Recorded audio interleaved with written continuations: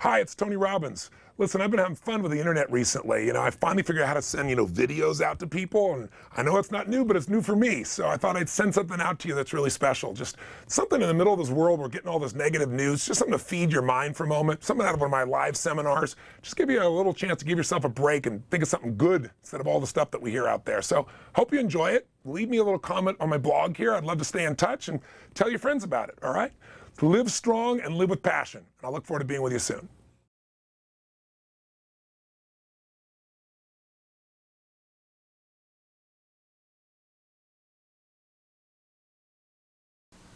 The strongest force in the human personality is the need to remain consistent with how we define ourselves.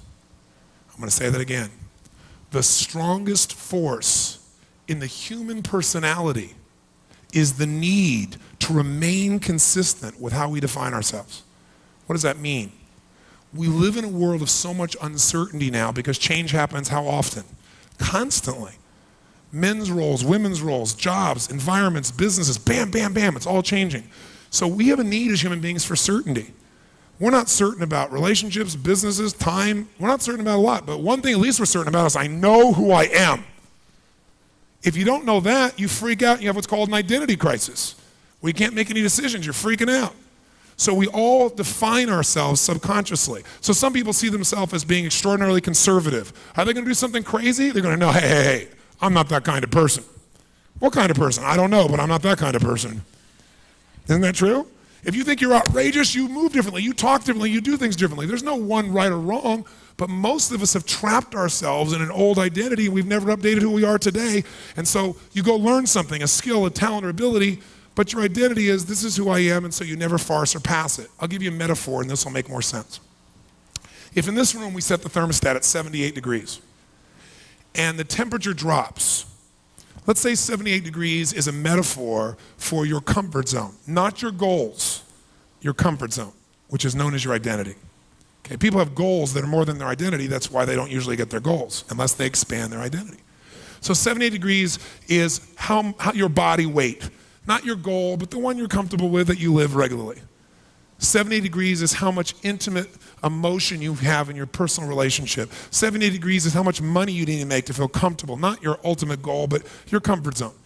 70 degrees is the kind of relationship you need to have with God. It's at 78 degrees. And let's say the temperature drops to 72. What happens? This thermostat in your brain goes, hey, hey, hey, I am a 78 degree or not 72. And what happens? Heaters kick on. The heaters kick on to give you some kind of drive to change it, to make it better, to do something. How many of you have ever experienced the part of your life, your body, your finances, somewhere where it dropped and it wasn't good enough and you felt drive to change it? How many have had that experience? Say I. Now, if it's 72 degrees and you're supposed to be at 78, you try to change it and it doesn't work, and try something else doesn't work, try something else doesn't work. After a while, nobody wants to have disappointment and pain. So what some people do is they lower the thermostat. They go, I'm not a 78 degreer, I'm a 72 degreer. Those 78 degreers are full of themselves. I'm downsizing and being smarter. Next thing you know, they're at 68, then they're at 54. By the way, when they get to 54, who do they surround themselves with? 78 degree people? Who do they surround themselves with? 50 degree people, so they can feel good about themselves on a regular basis. Isn't it true? Now you people are not like that. You're all overachievers. So if you drop down to 78 degrees, or excuse me, 72 degrees, you don't settle. You try something, doesn't work, you do something else, break through, get a seminar, learn something, get a cut, whatever it takes, I do it. And by the way, do you stop when you get back to 78 degrees, people? Yes or no? No, you get to 80, 85, 90, 95, 98, 99 degrees, and all of a sudden your brain goes, what are you doing? Who do you think you are? You're not a 99 degree. What are you doing up here? What the heck are you doing? And as soon as you realize you're outside your comfort zone, your brain clicks on, and guess what happens? The heaters stop, and you lose your drive. And now instead of selling, you're shopping, right? Now all of a sudden, you're in a position where if that's not enough, the air conditioners kick on, and you begin to sabotage yourself to get you back to where you think you deserve to be. How many of you, I know none of you have done this, but how many have seen other people sabotage themselves? How many have seen other people do this kind of stuff? I thought so, right? How many of you ever sabotage yourself? Say I. If you don't raise your hand, you lie about other things too, don't you? Come on. How many of you have been in a relationship and it's going really well and then you like say something, you go, why did they say that? You know what's going to screw it up? How many of you have ever done this? Say I. So sabotage is because you're outside your comfort zone, you're beyond your identity.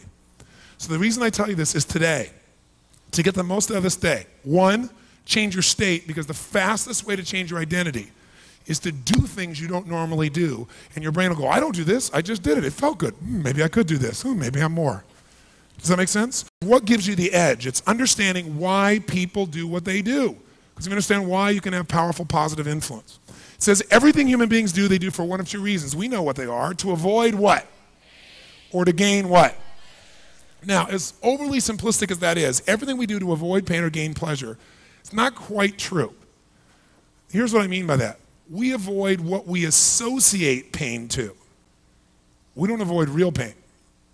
We avoid what we associate pleasure to, because we're not dogs. As human beings, can we decide to make something that's painful actually pleasurable? Is that possible, yes or no? Can a hunger striker go on a strike and feel the physical pain of hunger and convert that into ecstatic feelings because they believe they're doing something that's morally right, yes or no? So we have the power to change what things mean to us and therefore what we feel in our body about them. We are not just like dogs. You know, a Nelson Mandela can be locked up for almost 27 years, right? And be in a position where it wasn't painful. When I met him the first time, I said, how did you survive that? And he looked at me with this really indignant look, like, how dare you even use such a word? And I looked at him and he said, I didn't survive that. He said, I prepared. I thought, whoa. He said, I knew one of two things would happen. Either I would die and it would spark a revolution of change, or I would live and I have to be prepared to lead. And to be a real leader, I need to be prepared for that. I mean, can you imagine a man coming out and not want to kill everybody? If someone took a quarter of a century of your life, you might be just a smidge upset, wouldn't you? But instead, he comes out and says, you know what? You guys that put me in jail, lead with me. That's what human beings are capable of.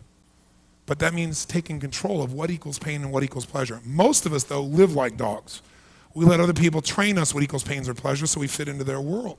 We must take control of that process. And leadership, management, salesmanship is all influence, which is changing what people link pain and pleasure to. As long as someone links pain to something, they want to avoid it. If they can link pleasure to it, they're going to go for it.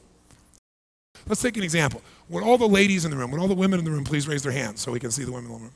Okay. Wow, keep your hands up. We might even have slightly more women than men in this room. Wow, that's amazing. Okay, great. So we have about 4,200 people here, so let's take it as 2,100. Out of 2,100 women, I'd like to do a survey. How many women in this room are wearing makeup this morning? Raise your hand if you're wearing makeup. Wow. Should be a makeup salesman in this room, right? Okay. All right. How many are not wearing makeup? That'll be an easier thing to measure. Okay. Keep your hands up. 2, 4, 6, 8, 10, 12, 14, 16, 18, 20, 22, 24, 26, 28, 30, 32, 34, 36, 38, 40, 42, 44, 46, 48, 50. So halfway is 50. So let's say there's even 100.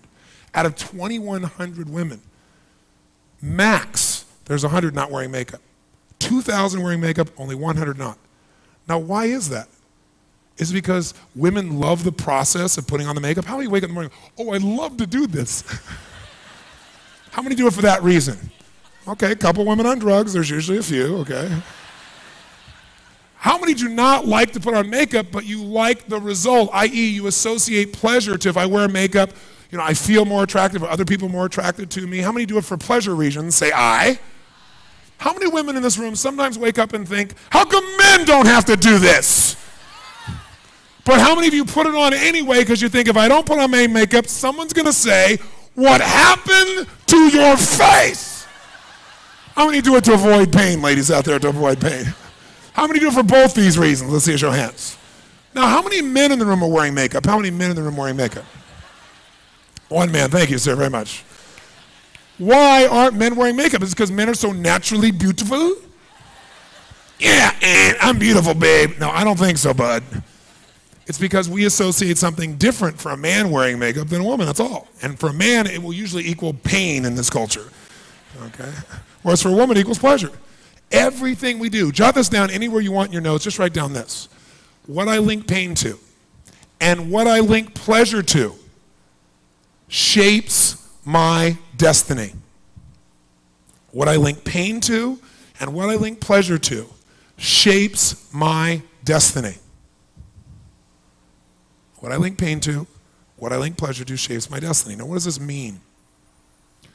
Well, lots of things shape our destiny, and I don't know what your spiritual beliefs are. I certainly believe in God, and I believe that there are choices that are there, but I think God gives you choices. And I believe your decisions are what shape your destiny. How many believe that you make choices and they shape your destiny? Say aye. Now, if that's true, and I don't know that it is, but if that's true, if your decisions shape your destiny, what shapes your decisions? And the answer is whenever you're going to do something, it's what you associate. If you link it's massive pain to do that, and this is going to be pleasurable, it's not hard to figure out that your decision-making shapes your destiny, but what shapes your decision-making is what you link pain and pleasure to. That's your whole life. So what's interesting is we all have learned ways to get out of pain and into pleasure. Some people do drugs. Some people drink alcohol. Some people find a way to take care of their family or their kids or society. Some people achieve to overcome that pain. Some people eat. Everybody's got different ways, and whatever ways you've learned as ways to get out of pain into pleasure is shaping your destiny right now. See, I'm here to tell you that Mother Teresa, God rest her soul, and Donald Trump are driven by the same force.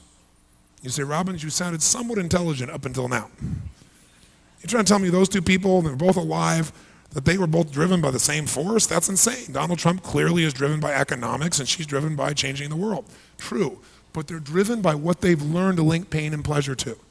See, Donald has learned to link pleasure to being number one, building the best building, building a brand, having money, et cetera, and being number two is equal to death. That'll give you some motivation, right? Mother Teresa is equally driven. I had the privilege of meeting her before she passed on. I don't know if you remember, but she at one time had a heart attack when she was down in San Diego, California, and I lived there. And I flew in the night afterwards, and I know one of the top heart surgeons in the country, and I went to go see her to see if she was going to get that kind of care. And when I went to see her, she was already out of the hospital. In the middle of the night, the nuns had taken her out without the doctors knowing. Can you imagine being the hospital that lost Mother Teresa? And she left a note that basically said, I'm busy. Not exactly, but she said, listen, thank you so much. Don't worry about me. I'm okay now. I can't sit in this hospital bed. People need me. And so she said, I'm going across the border to Tijuana in Mexico, and if you want to help me, don't send me flowers, send me a mobile medical unit, which is like a giant ambulance with special stuff so she can get out to people that don't get health services. So I read about the thing in the paper, and it was on the news that night, and Scripps Hospital was talking about, well, we're going to have a board meeting to talk about this, and 4 days later, still nothing had happened. So I called a friend of mine, Martin Sheen, the actor, and I said, Martin, I know you love Mother Teresa, and he's a friend of mine. I said, how about you and I going together? Let's buy this mobile medical unit, and let's not call a press conference. Let's not do it for any reason. Let's just deliver it to her. If we're lucky, we'll meet her, and if we don't, we'll have done a good thing. So Martin agreed. We went and negotiated. We bought the thing. We drove it ourselves, crossed the border, went down there, and we meet Mother Teresa. Now, remember I told you state is what influences people so much? I mean, this woman, her state of love was so much you felt permeated by it. Plus, you changed state because she's about that tall. Like, how you doing, Mother Teresa? How are you? Got this picture of she and I waving like this, So I'm talking to her, and I'm a believer in the idea of modeling. Modeling is the concept that success leaves clues. That if someone is successful again and again and again, they are not lucky. They're doing something right. And if you sow the same seeds, you'll reap the same what? Rewards. Doesn't matter your gender, your age, your color, your background, your history. None of that matters. If you sow, you're going to reap if you sow the right seeds. So I've spent most of my life modeling. This seminar comes from modeling the best influencers that I know and putting it into a package that we can all use. So I thought, man, Mother Teresa, she's a saint. I'm with a saint. I could model a saint. So I said, Mother Teresa, mind if I ask you a few questions? She said, no, that'll be fine, Tony. I said, I'd like to know what gives you ecstasy in life? What gives you absolute, total ecstasy? And then the second time I said ecstasy, I went, ecstasy and none. Ooh, right? I went like, well, what juices you? And I went, juices you? And she started, I thought she was choking to death. I was about to give her mouth to mouth. And then I thought, maybe I should wait. And I realized she was laughing. She had this cackle laugh. She said, you can use the word ecstasy with me. I said, really? I said, all right, well, what gives you ecstasy? And I'll never forget. She paused. She looked at me, she said, Tony, what gives me ecstasy is to see a person die with a smile on their face. And I thought, whoa, not number one on my list.